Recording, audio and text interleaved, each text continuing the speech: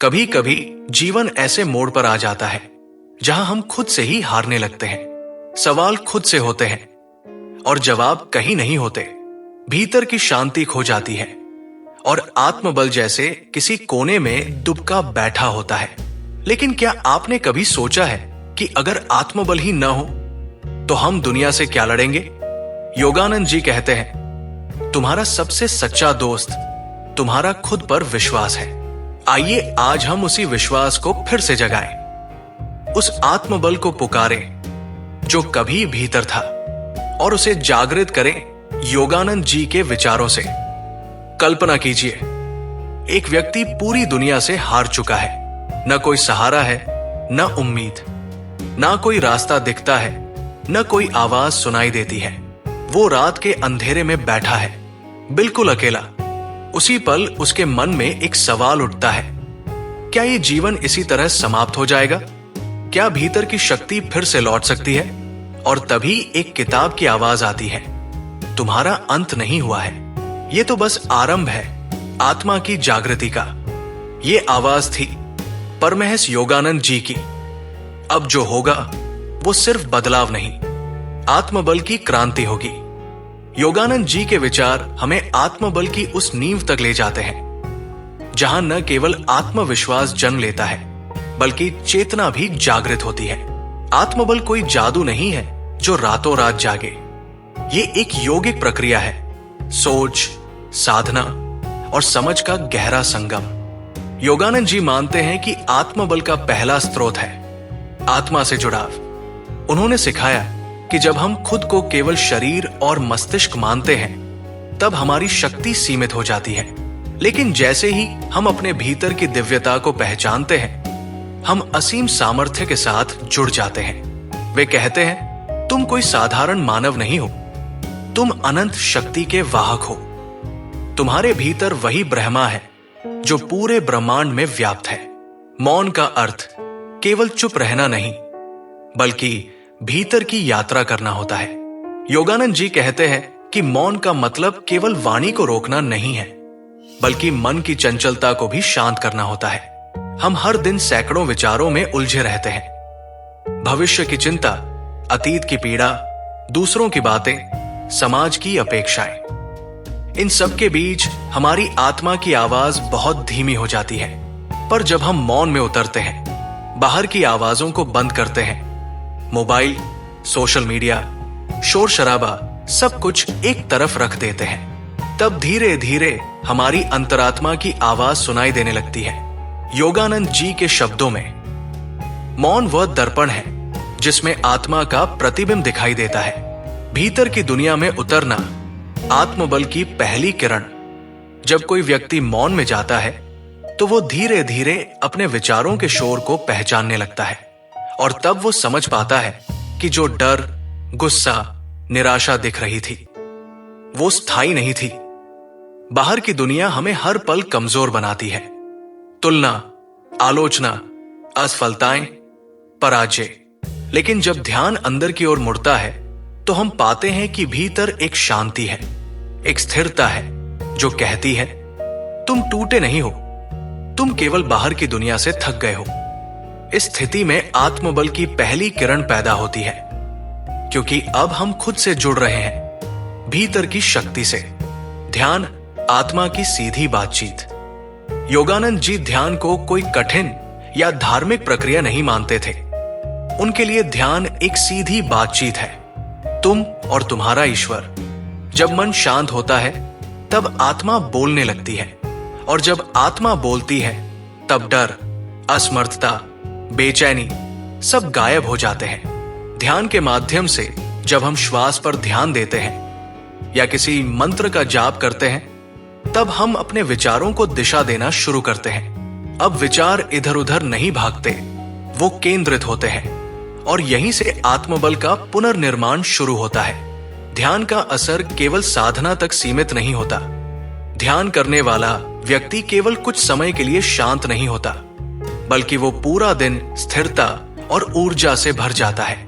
योगानंद जी ने कहा था, ध्यान केवल उस समय का कार्य नहीं है जब तुम आंखें बंद करते हो, बल्कि उसका असर तब दिखता है जब तुम जीवन की समस्याओं से लड़ते हो, ध्यान से आत्मबल इसलिए बढ़ता है क्योंकि ये हमें ईश्वर से जोड़ता है और स्वयं की सच्ची पहचान कराता है। जब किसी को पता होता है कि वो केवल हड्डियों और मांस का ढांचा नहीं बल्कि ब्रह्मा का अंश है, तब उसे डर किस बात का?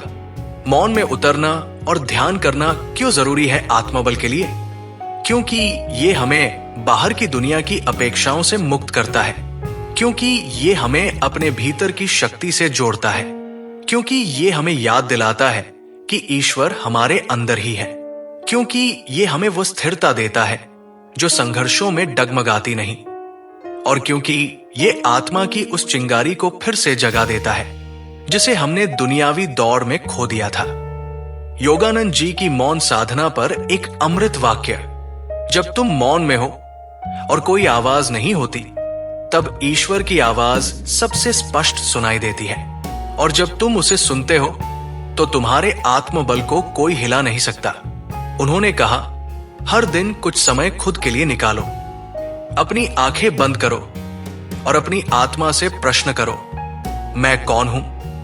आत्मबल तब भी बढ़ता है जब हम खुद से झूठ बोलना बंद करते हैं। योगानंद जी का एक बेहद प्रभावशाली विचार था, खुद को जानो, लेकिन उस रूप में नहीं जैसा दुनिया ने बताया है, बल्कि जैसा तुम वास्तव में हो। जब इंसान अपने भीतर की कमजोरियों को स्वीकार करता है, तब वही कमजोरियां आत्मबल में बदल सकती हैं। पर इसके लिए जरूरी है आत्मनिरीक्षण। जब हम खुद को देखते हैं बिना भय, शर्म या भ्रम के, तब हमें अपनी सच्ची शक्ति दिखती है। योगानंद जी ये भी बताते हैं कि आत्मबल का दूसरा प्रमुख स्तंभ है विचारों की शुद्धता। हमारा मन हर समय बातें सोचता है, या तो अतीत में खोया रहता है या भविष्य के डर में डूबा होता है। योगानंद जी का संदेश है कि अगर आत्मबल चाहिए तो मन को वर्तमान में लाना होगा। उन्होंने कहा था, तुम्हारे विचार ही तुम्हारे भाग्य की नींव है। अपने विचारों को उतना ही पवित्र बनाओ जितना तुम अपने मंदिर को बनाते हो। आत्मबल की शक्ति उस समय और उभरती है जब जीवन मुश्किलों से घिर जाता है। योगानंद जी की शिक्षा बताती है कि सबसे बड़ा युद्ध हमारे अंदर ही होता है, डर और साहस के बीच। जब हम डर को पहचानते हैं और फिर उस पर प्रेम, ध्यान और ईश्वर की शक्ति से विजय पाते हैं, तब आत्मबल जागता है। योगानंद जी बार बार एक बात कहते हैं, हर चुनौती के पीछे ईश्वर की योजना होती है। तुम जितना अधिक टूटते हो, उतना अधिक मजबूत होने की प्रक्रिया में होते हो। ये वाक्य जितना सुंदर है, उतना ही गहरा भी। आत्मबल का संबंध केवल साहस से नहीं, बल्कि ईश्वर से जुड़ने की प्रक्रिया से है। जब हम ध्यान, जप और सकारात्मक चिंतन के साथ खुद को ऊर्जावान बनाते हैं, तब आत्मबल स्थायी होता है। योगानंद जी ये भी बताते हैं कि आत्मबल को बनाए रखने के लिए संगति बहुत मायने रखती है। नकारात्मक लोगों की संगति, डर फैलाने वाले विचार और आलोचनात्मक मानसिकता हमारे आत्मबल को अंदर से खोखला कर देती है। इसके विपरीत सकारात्मक और आध्यात्मिक वातावरण आत्मबल को पुष्ट करता है। उनकी सीख ये है, तुम जिनके साथ समय बिताते हो वो तुम्हारा भविष्य बनाते हैं। संतों की वाणी, सकारात्मक पुस्तकों का पाठ और मौन की साधना, यही आत्मबल के खाद पानी है। एक और सुंदर विचार योगानंद जी का था, असफलता आत्मबल को कमजोर नहीं करती यदि तुम उसे सीख बना सको।